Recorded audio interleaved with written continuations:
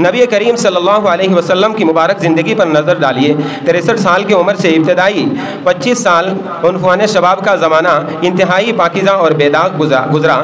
جس بزرگ نے 25 سال تک جوش جوانی کا زمانہ کمال تقوی اور نہایت ورع کے ساتھ گزارا ہو، اور جس کے حسن مردانہ کے کمال نے اعلیٰ سے اعلیٰ خواتین کو اس سے نکاح پر کا آرزومند کر دیا ہو، پھر بھی ربع صدی تک اس کے تجرد و تفرد کوئی چیز غالب نہ آئی ہو، کیا ایسے شخص کے متعلق اعلیٰ رائے قائم نہیں ہوتی ہیں؟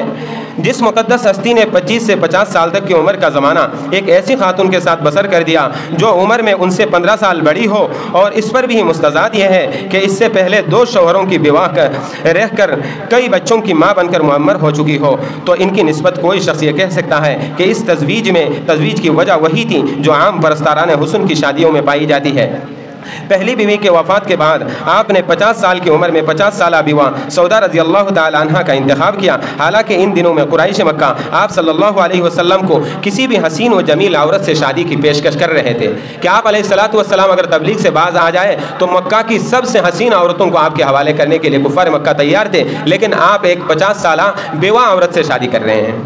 جس شخص نے اپنی زندگی کے 50 سال اس حیاداری اور عفت معابی سے گزارے ہو کہ دوست اور دشمن کوئی بھی ان کی طرف انگلی نہ اٹھا سکتا ہو، کیا اس شخص کے بارے میں یہ تصور کیا جا سکتا ہے کہ بڑھاپے کی دہلیز پر پہنچتے ہی اس کے اندر شہوت پرستی کی ایسی قوت لوٹ آئی کہ اس نے ایک کے بعد دیگرے نکاح کرنا شروع کر دیے؟ مکی اور مدنی زندگی میں آپ کے سارے نکاح، جیسا کہ پہلے بھی بتایا جا چکا ہے سوائے حضرت عائشہ کے، آپ نے کیا ہے مطلقہ اور بیوہ خواتین سے نکاح کیے تھے۔ اگر آپ نے جذبہ شہوت سے مغلوب ہو کر یہ شادیاں کی ہوتی تو پھر بیوہ اور مطلقہ خواتین سے کیوں کرتے؟ مکی اور مدنی دونوں ادوار میں مشرکین اور منافقین نے آپ پر طرح طرح کے الزامات لگائے۔ کبھی آپ کو شاعر کہا، کبھی آپ کو کاہن کہا، کبھی آپ کو ساحر اور مسحور کہا، اس طرح کے الزامات آپ پر لگائے، لیکن کسی کو بھی آپ پر بدکاری کا وصف اور آپ کو بدکاری کا الزام لگانے کی کسی کو جرأت بھی نہ ہو سکی۔ آج کے یہ جو غدار ہوتے ہیں، غدار جو نبی علیہ الصلوۃ والسلام کے شان میں گستاخی کرتے ہیں، ان کو تاریخ اٹھا کر دیکھنی چاہیے۔ نبی کریم صلی اللہ علیہ وسلم کی زندگی سے 55 سے لے کر 59 کی درمیانی مدت کا 5 سالہ زمانہ ایسا ہے کہ جب ازواج مطہرات سے حجرات آباد ہوئے، اس لیے ہر شخص کو غور کرنا چاہیے کہ زندگی مبارک کے سابقہ 55 سالوں سے بڑھ کر جو عمل ہوا ہے اس کے ضروری کوئی خاص اسباب ہوں گے۔ مختلف ازواج سے نکاح کے مقاصد۔ نمبر 1، خدیجہ رضی اللہ تعالی عنہ سے ہونے والی شادی پر تو کوئی احمق ہی اعتراض کر سکتا ہے۔ سیدہ خدیجہ رضی اللہ عنہ کی وفات کے بعد معمر خاتون سیدہ سودا رضی اللہ عنہ سے تزوج کا مقصد خدیجہ رضی اللہ عنہ کی متروکہ اولاد 4 بیٹوں اور 2 بیٹوں کی پرورش اور نگہداشت مقصود تھی۔ نیز سودا رضی اللہ عنہ کو اسلام کی خاطر بے شمار مصائب جھیلنے پر اچھا سہارا مہیا کرنا مقصود تھا، اس لیے آپ نے حضرت سودا سے شادی کی۔ نبوت میں خدیجہ رضی اللہ عنہ کی وفات کے بعد ان سے شادی کیا، اور پھر سیدہ عائشہ و حفصہ رضی اللہ عنہما، یہ دونوں بہت ذہین و فتین خواتین تھیں۔ ان کے نکاح نے اتقان قرآن، حفاظت کتاب اللہ، نشر احادیث و تعلیم نساء کے بارے میں فوق العادت کام کیے، اور پھر اس میں صدیق و فاروق کی خلافت کی طرف بھی اشارہ ملتا ہے۔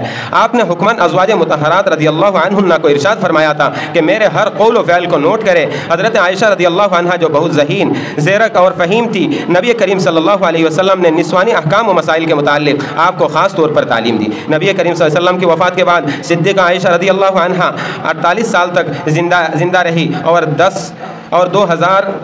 10 احادیث آپ رضی اللہ عنہ سے مروی ہے۔ صحابہ کرام رضوان اللہ علیہم اجمعین فرماتے ہیں جب کسی مسئلے میں شک ہوتا تو حضرت عائشہ رضی اللہ عنہ کو اس کا علم ہوتا۔ صحابہ کے درمیان علمی اختلافات کا فیصلہ سیدہ عائشہ کیا کرتی تھی۔ حضرت زینب بنت خزیمہ رضی اللہ تعالی عنہ کا پہلا نکاح طفیل سے، دوسرا عبید سے ہوا۔ یہ دونوں نبی کریم صلی اللہ علیہ وسلم کے چچازاد بھائی حارث بن عبد المطلب کے بیٹے تھے۔ پھر ان کا تیسرا نکاح عبداللہ ابن جحش رضی اللہ عنہ سے ہوا۔ عبداللہ جنگ احد میں شہید ہو گئے تھے، چونکہ جنگ احد میں بہت سے صحابہ کرام رضوان اللہ علیہم اجمعین شہید ہوئے تھے، جن کی بیوگان کو سہارا دینا بہت لازمی تھا، اس لیے آپ نے زینب سے شادی کی تھی۔ سیدہ ام سلمہ رضی اللہ عنہ بنت ابو امیمہ بنت مخزوم سے بنو مخزوم سے تعلق رکھتی تھیں، جو ابو جہل اور خالد ابن ولید کا قبیلہ تھا۔ اس نکاح کے بعد خالد ابن ولید میں مخالفت کا وہ دم خم نہ رہا جو پہلے تھا، بالآخر وہ مسلمان ہی ہو گئے، گویا خالد کے اسلام کی طرف یہ پہلا قدم تھا۔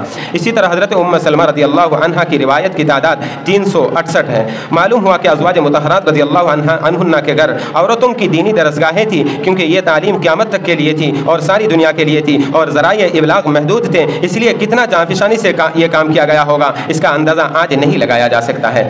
زینب بنت جہش رضی اللہ عنہا سے آپ کی نکاح کی حکمت اس وقت متبنہ کی رسم کے معاشرے میں اس قدر پختہ اور مستحکم ہو چکی تھی کہ بہت بڑے اقدام کے بغیر اس کی اصلاح ممکن نہ تھی، اور ضروری تھا کہ رسول اللہ صلی اللہ علیہ وسلم کے قول کے علاوہ آپ کے عمل کے ساتھ اس پر کاری ضرب لگائی جائے۔ اللہ تعالیٰ جب کسی کام کا ارادہ کرتا ہے تو اس کے اسباب پیدا فرماتا ہے، لہذا آپ علیہ السلام نے حضرت زید کی بیوی سے متبنہ زینب بنت جہش سے شادی کر کے اس رسم کا قلعہ کما کیا۔ سیدہ صفیہ رضی اللہ تعالی عنہ مشہور یہودی قبیلے بنو نذیر کے سردار حیی ابن اخطب کی صاحبزادی تھیں۔ اس نکاح سے قبل جس قدر لڑائیاں مسلمانوں کے ساتھ کفار نے کی ہے، ان میں سے ہر ایک میں یہود کا تعلق علی الاعلان یا پوشیدہ طور پر ضرور رہا، مگر تزویج صفیہ رضی اللہ عنہ کے بعد بنو نذیر پہلی سی محاذ آرائی نہ کر سکے۔ ام حبیبہ رضی اللہ عنہ کے نکاح پر غور کرو، مکے کے مشہور سردار ابو سفیان کی صاحبزادی ہیں۔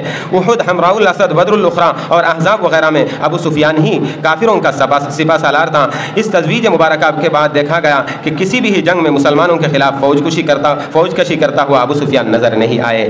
سیدہ جویریہ رضی اللہ تعالی عنہ کا باپ حارث یہودی قبیلہ بنو المستلق کا سردار تھا۔ یہ قبیلہ رہزن اور ڈکیتی پیشہ تھا۔ مسلمانوں کے خلاف ہر ایک جنگ میں اس قبیلے کی شرکت ضرور ہوا کرتی تھی۔ اس نکاح کے بعد یہ مخاصمت نابود ہو گئی۔ سیدہ میمونہ رضی اللہ عنہ کی بہن سردار نجد کے گھر میں تھی۔ اس نکاح نے ملک نجد میں صلح اور اسلام پھیلانے میں بہترین نتائج پیدا کیے، حالانکہ اس سے قبل یہ وہی لوگ تھے جنہوں نے 70 واعظین کو غداری کرتے ہوئے شہید کر دیا تھا۔